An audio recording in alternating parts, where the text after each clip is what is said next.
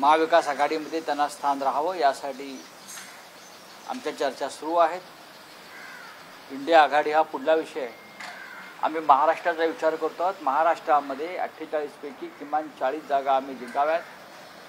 ही प्रकाश आंबेडकरांची भूमिका आहे, ही शरद पवार यांची भूमिका आहे, ही उद्धव ठाकरे यांची भूमिका आहे, ही राहुल गांधी यांची भूमिका आहे. त्याच्यामुळे वंचित बहुजन आघाडी आणि महाविकास आघाडी यांच्यामध्ये उत्तम समन्वय आहे आणि उत्तम चर्चा सुरू आहे.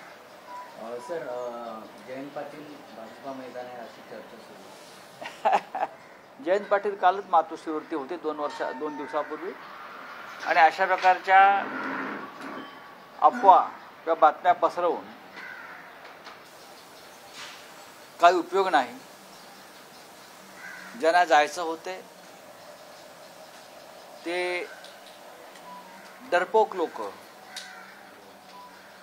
बेईमान लोक निघून गेले आणि जे आता थांबले आहेत एका निष्ठेनं, मग ते शिवसेनेमध्ये असतील किंवा माननीय शरद पवार यांच्यासोबत असतील, त्यांना विविध आमिष दाखवली जात आहेत, त्यांच्या दबाव आणले जात आहेत. पण आता जे आहेत हे अत्यंत निष्ठावान आणि मर्द लोक आहेत. तेव्हा अशा प्रकारच्या अफवा पसरवून काही गोंधळ वगैरे होणार नाही. 2024 विधानसभा लोकसभा आम्ही सगळे एकत्र लढतो आहोत आणि 2024ला कळेल नक्की कोण कुठे आहे ते. सर, तुम्ही एक वक्तव्य केलं होतं, त्याच्यानंतर अजितदादा असे बोलले की मी सौम्य आणि गोम्यावर मी बोलत नाही. त्यांचे सौम्या आणि गोम्या दिल्लीत आहेत बरं का. ज्यांनी गुलामी पत्करलेली आहे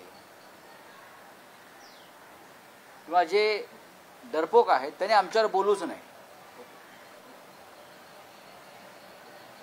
आणि याच्यापेक्षा मला जास्त बोलण्याची गरज नाही.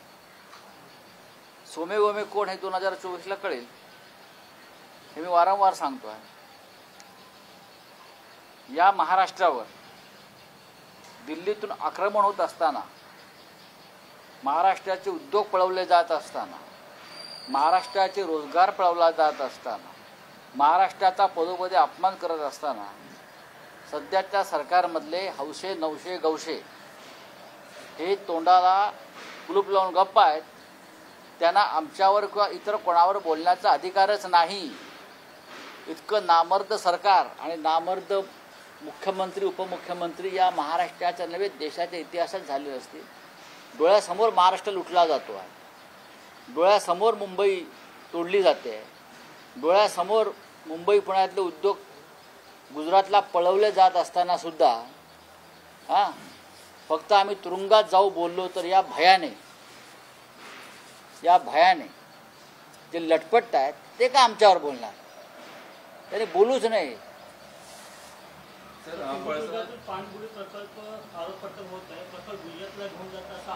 मी आत्ताच बोललो ना, टेस्ला प्रकल्प असेल, पाणबुडी प्रकल्प असेल, त्याच्या आधीचे प्रकल्प असतील, डायमंड मार्केट असेल, असे अनेक प्रकल्प आमच्या डोळ्यासमोर घेऊन जात असताना हे सरकार, एक मुख्यमंत्री, त्यांचे 2 उपमुख्यमंत्री हे डोळ्यावर कातडं आणि तोंडाला कुलूप लावून बसलेले आहेत. इतकं नामर्द सरकार या महाराष्ट्रात कधी आलं नव्हतं आणि इतिहासात किंवा भविष्यात कधी येणार नाही. या महाराष्ट्राचा रोजगार ओरबडून नेला जातो आहे. आम्ही परवाही म्हणालो पुण्याच्या सभेत, तुम्हाला गुजरात सोन्याला मडवायचं आहे तर मडवा, आमची काय हरकत नाही. पण त्यासाठी महाराष्ट्र का लुटताय? महाराष्ट्र लुटता यावा म्हणून उद्धव ठाकरे यांचं सरकार पाडलं गेलं, आमदार फोडले गेले, खासदार फोडले गेले. हे फक्त मुंबई आणि महाराष्ट्राची लूट व्हावी म्हणूनच करण्यात आलं. उद्धव ठाकरे आणि शरद पवार राजकीय अस्तित्वासाठी लढत आहेत असं प्रकाश आंबेडकर. ठीक आहे, बोलू द्या. डॉक्टर आंबेडकरांचे नातू आहेत, बोलू द्या. सर, पुढारीच्या ओपन फोरममध्ये किरीट सोमय्या होते आणि त्यांनी ओपन फोरममध्ये एक गौप्यस्फोट केलेला आहे की आमचा हेतू साधण्यासाठी आमच्या सरकारमधील काही नेते आहेत जे घोटाळेबाज आहेत, त्यांच्यामुळे आम्हाला गप्प बसावं लागतं असं किरीट सोमय्या स्वतः. ठीक आहे, मी काय बोलणार त्याच्यावर? त्यानेच उत्तर दिलं आहे ना त्याचं. सर, आपने कहा कि महाराष्ट्र को लूटा जा रहा है, यहाँ से जो प्रकल्प हैं गुजरात में जा रहे हैं, क्या कहना चाहिए? देखिए, मैं इतना ही कहूँगा कि पूरा देश एक है, विकास देश का होना चाहिए। प्रधानमंत्री पूरे देश के होते हैं, प्रधानमंत्री या गृह मंत्री पूरा देश का होता है। लेकिन जिस तरह से महाराष्ट्र से हो या और भी राज्यों से बड़ी बड़ी योजनाएं, बड़े बड़े प्रकल्प, उद्योग सिर्फ एक ही राज्य गुजरात में खींच कर लेके जा रहे हैं, उसे विकास नहीं कहता है, उसे कहते हैं डकैती। आप हमारे कोकण का, महाराष्ट्र के कोकण का एक पनबुड्डी का प्रकल्प चला गया गुजरात में, टेस्ला प्रोजेक्ट चला गया गुजरात में, डायमंड मार्केट लेके गए गुजरात में, हाँ, वेदांत फॉक्सकॉन चला गया गुजरात में। ये क्या चल रहा है? और हमारी नामर्द सरकार जो है इस महाराष्ट्र की, जिसका एक मुख्यमंत्री है, जो उप मुख्यमंत्री है, ये बेईमान लोग जो है वो बस आँख खुलकर देख रहे हैं क्या चल रहा है। गुजरात का विकास भी होना चाहिए, उत्तर प्रदेश का विकास होना चाहिए, बिहार का विकास होना चाहिए, पूरे देश का विकास होना चाहिए। लेकिन आप अपने राज्यों को विकसित बनाइए, डेवलप कीजिए। आप प्रधानमंत्री हो पूरे देश के, लेकिन आपका कोई टारगेट है कि महाराष्ट्र और मुंबई को कमजोर करना है आपको, और सिर्फ गुजरात में वो यहाँ की संपत्ति लेके जानी है। जैसे ईस्ट इंडिया कंपनी करती थी, देश लूटकर पूरा इंग्लैंड जाता था, वैसा महाराष्ट्र लूटकर गुजरात में जा रहा है। सर, नितीश कुमार हे इंडिया आघाडीचे संयोजक बनू शकतात अशी चर्चा सुरू आहे। काँग्रेसने त्यांचं नाव पुढे करण्याची चर्चा आहे ना। अद्याप इंडिया आघाडीची बैठक झालेली नाही नवीन, आणि त्यात अशा प्रकारचा कुठला प्रस्ताव समोर आलेला नाही। किंबहुना दिल्लीतल्या इंडिया बैठकीच्या वेळी माननीय उद्धव ठाकरे यांनी सुद्धा एक चेहरा आपल्याला इंडिया आघाडीच्या नेतृत्वासाठी आपल्याला समोर आणावा लागेल। मग एखादा सिनियर नेता, समन्वयक किंवा चेअरपर्सन म्हणून आणावा आणि तो एक मताने निर्णय घेतला जाईल। सर, फडणवीस तेवीस जागा लढणार आहेत, मात्र प्रकाश आंबेडकर असं बोलतात आहे की आपल्याकडे आमदार खासदार राहिलेत नाही, ते आता शिवसेनेमध्ये प्रवेश करतात। मला कळलं नाही आपला प्रश्न। 23 जागांवर ठामपणे आपण लढवणार आहे निवडणूक। आपण म्हणजे कोण?